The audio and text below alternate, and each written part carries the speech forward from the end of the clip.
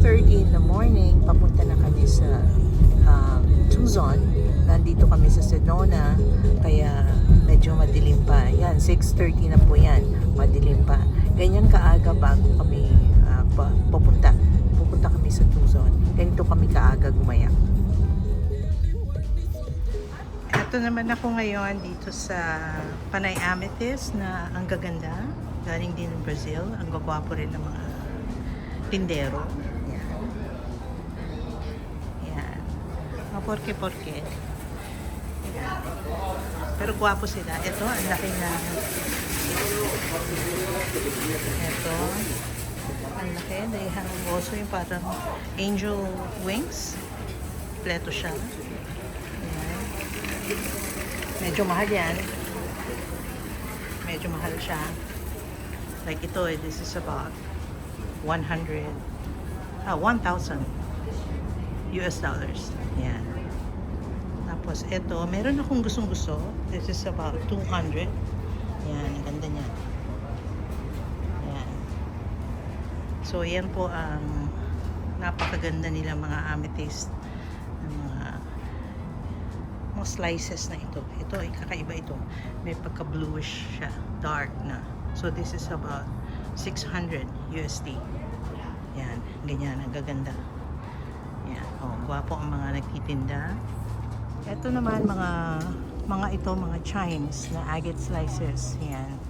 So, ang tawag sa kanya si Mr. Agate. Yan. So, yan yung binibenta niya. Boxes and boxes yan. Nandito lang yan. Sa ilalim lang po ng araw. Ayan. Doon sa malayo, mayroong meteorites. Ganito po sa gem show. Mga tents lang po yan. Makikita. Yan.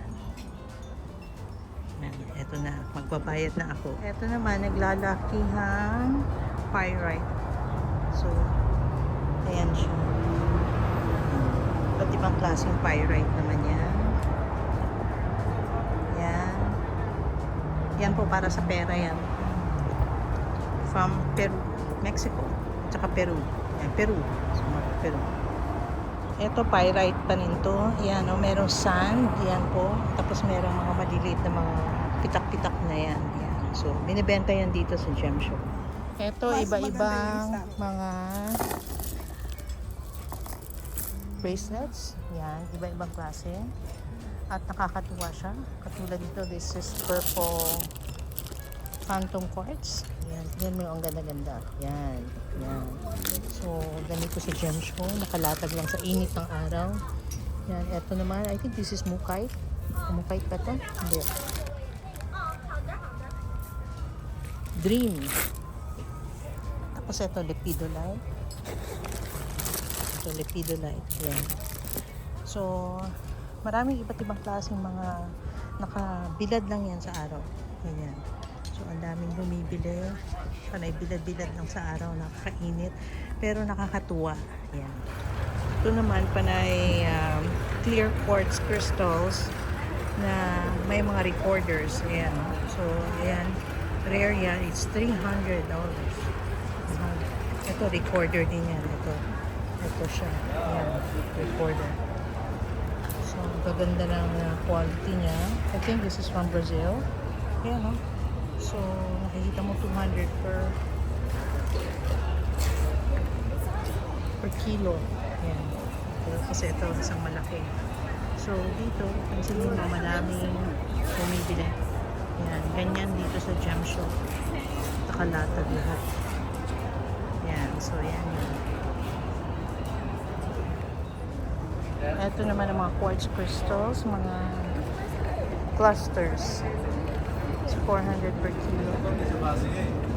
Yan. Ito naman may points, may terminators. Yan. So, dito sa table na to, panay crystal clusters. Yan. Dami. At iba't ibang mga bato. Yan. So, imagine nyo lang pag pupunta kayo dito. Ngayon, ito naman ang malalaki. So, that's a big quartz crystal na cluster. So, meron siyang ilaw sa loob. Tapos, ito naman, napakalaking smoky quartz. Ito mga fossils. Yan. Yan. Makikita nyo may mga fossil yan. Yan. Tapos ito mga bowls. This one is $90. Bowl yan. Yan. So, panay mga Aragonite. Yan. Yan. Mga pinda nila. Ito na ba mga sample? Phosphorite. Soda light. Phosphosiderate. Rhodochrosite. Yan. Maganda, no? Ito, lapis lazuli. Pink opals. So, madami siya by the kilo. Yan. Ganda. Ito, mga tumble stones. By the kilo. Yan. Pero mahal na rin. Ito naman naglalakihang mga iba't ibang mga bato. Ito yung mga amethyst. Tapos ito parang malaking bowl. Pero mga ano yan, ginagamit sa bahay. So pagka ganyan nakasarado na, sold na yan. So ayan pa, marami. Yan ang lahat ng mga nakikita dito, malalaking pieces. Yung ibang mga malalaking pieces yan. Ito smoky quartz. Tapos yun parang upuan. So, eto, upuan nila. Ginawa nilang, yan, pwede maupo, actually. This is a very big piece. Ayan po ang quartz na cluster. Yan, madami tumitingin. So, ayan, smoky quartz pa rin. At eto, smoky quartz. Sa mga druce naman dyan, sa kayon, ang pink ay rose quartz.